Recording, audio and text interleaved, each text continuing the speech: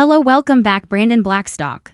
Once a respected figure in the music industry and known to many as Kelly Clarkson's ex-husband and Reba McEntire's former stepson, has passed away at the age of 48 after a private battle with cancer, leaving behind not only grief but unanswered questions and tangled emotions. His career had been built behind the scenes, guiding stars like Blake Shelton and managing Clarkson herself. But in his final years, public perception shifted sharply, as his personal and professional life fell into turmoil. Born in 1976 to music manager Narvel Blackstock, Brandon grew up surrounded by country music royalty after Narvel married Reba, learning the business from the inside. Though he built his own path in entertainment management, his life took a turn when he met Clarkson in 2006, eventually marrying her in 2013. At first, their relationship seemed like a dream, two worlds colliding into a picture-perfect family, with 2 young children. But the pressures of fame, career overlap, and unresolved personal issues began to erode the bond. The cracks widened during the pandemic, when isolation on a Montana ranch exposed deep divisions.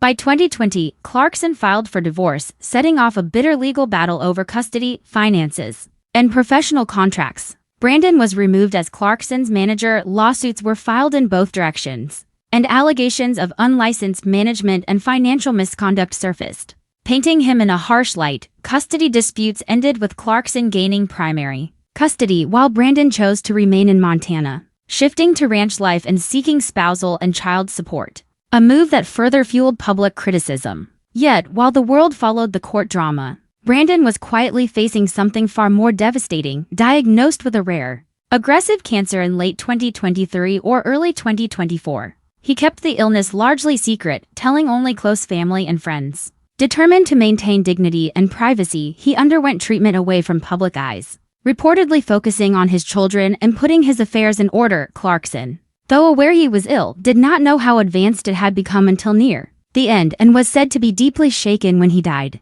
Reba, though long distanced after her divorce from Narvel, attempted to reach out in his final months but was kept at arm's length, a choice Brandon seemed to make for nearly everyone outside his immediate circle. His death was marked by a private memorial on his ranch, attended by only a few dozen loved ones. There, a letter he had written months earlier was read aloud, expressing regret over his mistakes, gratitude for the good in his life, and love for his children. Weeks later, reports surfaced of another letter addressed directly to Clarkson, in which he admitted he had known about his illness before their divorce was finalized, but chose not to tell her, saying he didn't want to complicate her decision to leave. The letter carried a mix of remorse, reflection, and a plea for his children to always know his love. After his passing, his estate became the focus of new legal complexities. He had revised his will, leaving the ranch in trust for his children under third-party management, and naming Reba as someone to be consulted on their welfare if both parents were gone. Creditors and pending lawsuits threatened to drag his legacy back into the courtroom,